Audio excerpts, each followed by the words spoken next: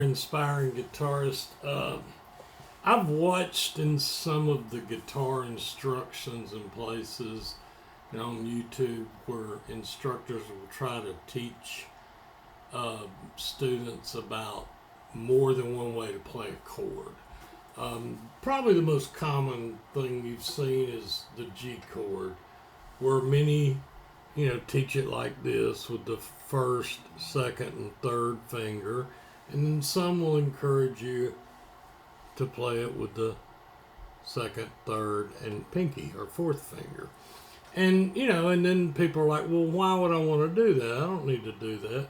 But then what that allows you to do when you go 2, 3, and 4 is lay down a bar chord, do other chords. It has to do with chord progression and what you're going to often. And that gets into a whole nother discussion of anchoring root notes and anchoring fingers that you can move off and move to the next chord for. But sometimes it actually has to do with having a different sound. So I realize it's very easy to go, well, why do I have to do that? Well, you don't. I mean, you really don't. You don't have to. You don't have to learn scales. You don't have to learn chord voicing. I've said many, many times, some people want to learn 3 chords and play songs. With 3 chords, you can play all kinds of songs. There's still the rhythm aspect, timing. Guitar is something. I'm 63 years old. I've been playing for 52 years, and I still try to learn. So, I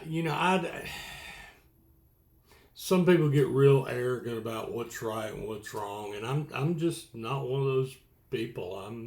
It's like life. Life is a journey where you will embrace different things at different times and learn different things. But let's talk about chord voicing, which is using different chords to get different sounds. I encourage you to Google it. Also look up musical voicing. But let's just take C, A minor, F, and G7, which now that brings a whole nother learning thing, the circle of fifth, chord progressions, 1, 4, 5.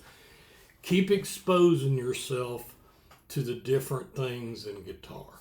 But anyway, most of us, one of the first chords we learn is a C chord, the open chord, cowboy chords. They have all kinds of names. That can be a good and a bad thing that we have so many synonyms for different things. But this is a very, very common chord progression. And why am I moving around? Because, I have a spin chair and it's got the legs on the bottom, so I want to get my foot propped up on one. But anyway, just, you can do the regular way you were taught this. C, A minor, F, G7.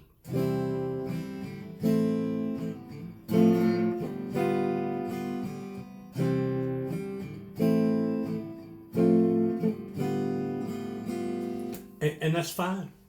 Nothing wrong with that. But maybe you want something different. So you keep the C.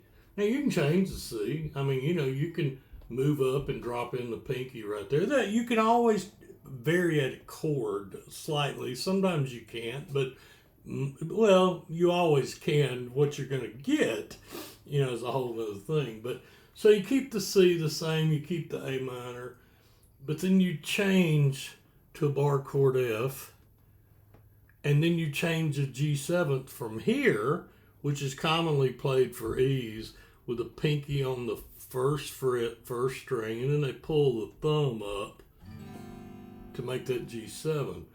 But the other way you can play a G7, and this brings up a whole nother table of learning, where we learn that a bar chord can be moved down the neck, the fretboard, and it changes based on learning the notes. Just like we teach E open, F, F sharp, G, G sharp, A sharp, B, to C, half step.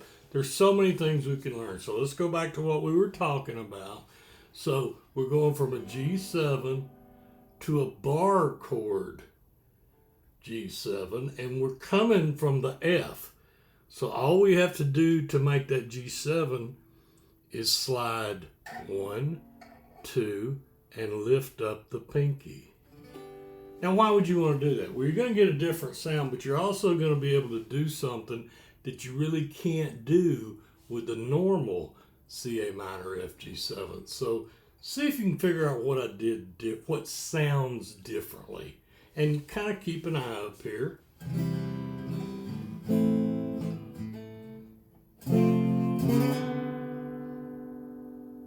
Did you see me lift that as I slid?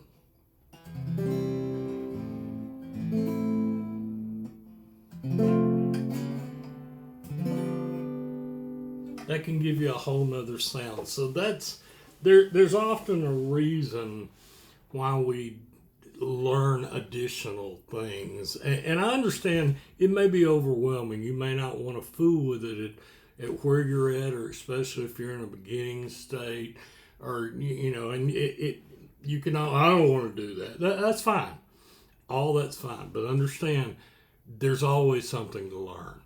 And so that's the reason we have chord voicings and instructors and people trying to help you with your journey, trying to show you different ways to do things. You may not be ready for that yet, but don't totally dismiss it. Sometimes file it in your memory bank, and maybe it'll be good to you later. Hey, thanks for watching. Hope you have a great day, and always happy picking.